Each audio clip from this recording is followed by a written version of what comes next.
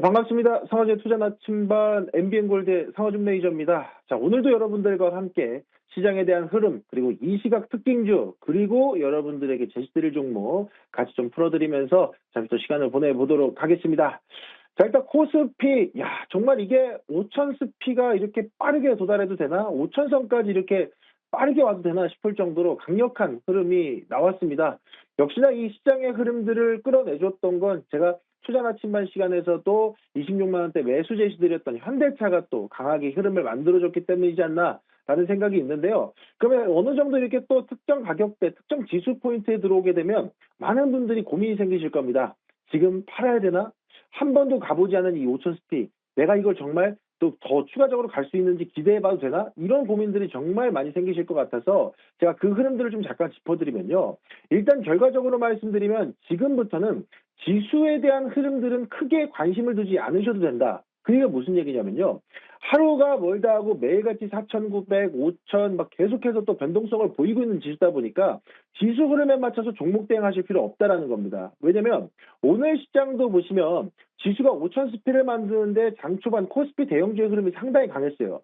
근데 그런 흐름 속에서 빠르게 또 순환매가 나오는 게 현대차의 로봇 밸류 체인에 관련된 종목들이 장 초반에 좋았다가 바로 2차 전지로 흘러 들어가죠. 그러니까 시장이 지금 계속해서 어떤 순환매의 속도가 상당히 빠르게 전개가 되고 있다는 거예요.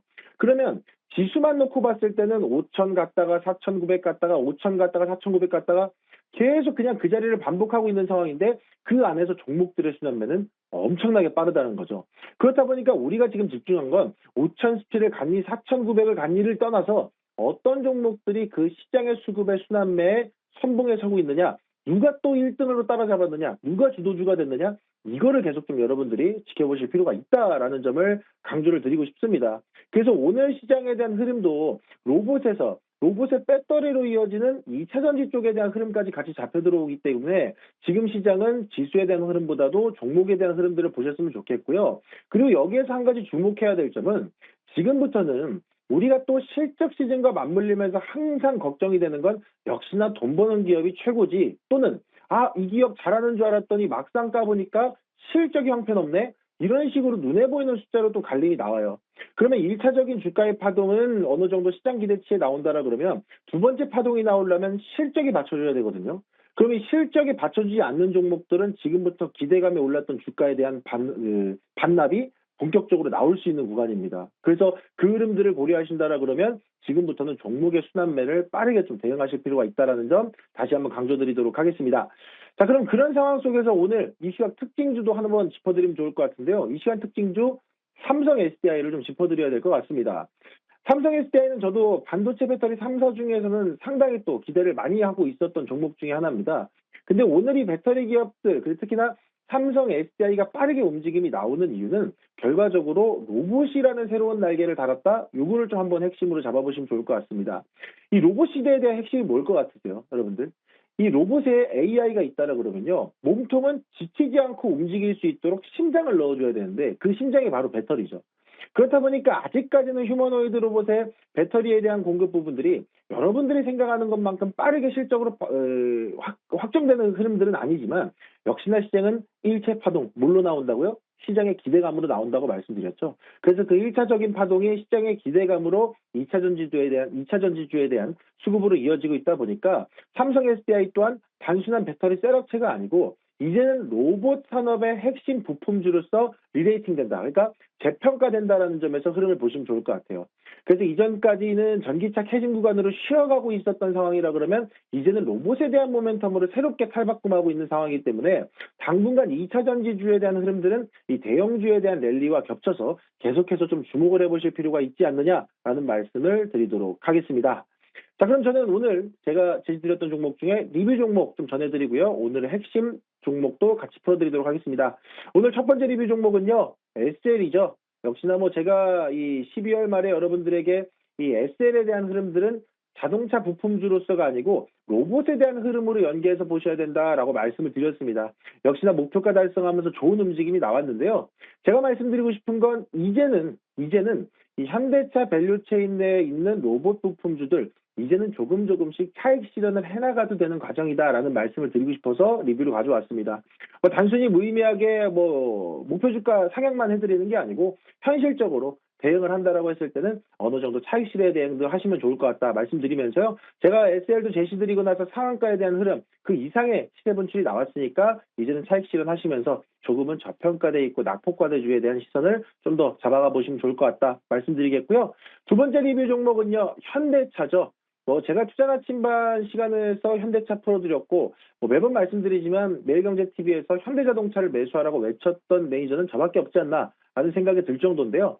현대차 역시 오늘 시장의 흐름을 주도했던 대표 종목인 건 맞습니다. 하지만 어느 정도 가격이 좀 강하게 또 시세 분출이 나오면서 특정 가격대에서는 이제는 어느 정도 좀 세론이 나오고 있는 상황이죠. 그럼 제가 보는 관점에서도 이제는 시장 자금이 현대자동차, 로봇 쪽에서 그의 부품으로 이어지는 2차 전지 또는 어제 알테오젠에 대한 이슈가 있었기 때문에 바이오 종목들이 쉬어가고 있지만 다시 한번 또 저가 매수에 대한 흐름들이 나온다라 그러면 단기간에 수급의 이동이 있을 수 있다. 그러면 현대자동차도 어느 정도는 차익 실현을 하시고 현금과 여러분들의 수익을 좀 확보하시면서 가는 전략을 좀 풀어드리도록 하겠고 저는 나중에 현대자동차가 다시 부각이 되려면 다시 한번 버스탄 다이내믹스에 대한 IPO에 대한 구체 일정들 그리고 그에 대한 흐름들이 다시 한번 부각이 될 때 더 시세 분출도 강하게 나올 수 있기 때문에 일단은 뭐 7차 목표가로는 6만 5천 원을 65만 원을 잡아드리긴 하겠습니다만은 어느 정도 차익 실현을 하시면서 대응을 잡아보셔라 이렇게 말씀드리도록 하겠습니다.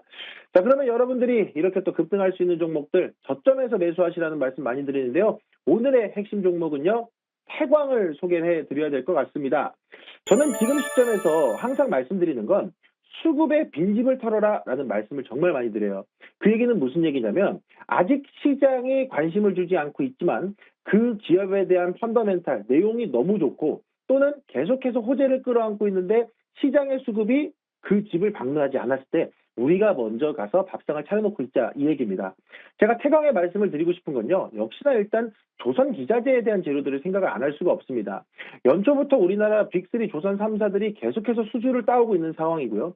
수주 잭팟이 계속해서 이어진다라 그러면 단순히 배를 수주했다라 그래서 바로 만들어지고 하는 게 아니죠. 그 안에는 조립해야 되는 건조 구간도 있어야 되고 설계하고 독을 비우고 뭐 이런 일련의 과정들이 이어진단 말이죠.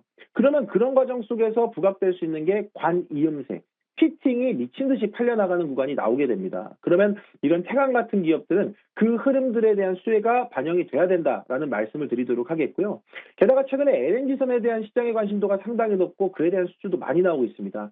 아시겠지만 LNG선은 일반 선박보다 배관 구조가 훨씬 복잡하고 비싸다 보니까 태광이 LNG선에 대한 수주의 모멘텀도 충분히 받아간다라 그러면 실적 개선에 대한 기대감도 주가에 반영이 돼야 된다라는 포인트 잡아드리겠고요. 게다가 지금 입장에서는 시장의 지금 포인트는 AI와 전력이죠. 최근에 원전 기업들도 상당히 좋은 움직임이 나왔는데 이렇게 말씀드리면 여러분들이 느끼기엔 태광이 무슨 AI 관련주야, 무슨 전력 관련주야 라고 생각하시겠지만 결과적으로 AI 데이터 센터가 돌아가려면 전기가 어마어마하게 필요합니다. 그럼 뭐가 들어와야 돼요? 발전소가 들어와야죠. 원전이든 가스 발전소든. 그죠? 그러면 이 발전소를 지을 때 가장 많이 들어가는 게 뭡니까? 뜨거운 열과 가스를 운반하는 파이프. 그리고 그 파이프를 연결하는 피팅 밸브가 필요합니다. 그거 누가 담당하나요?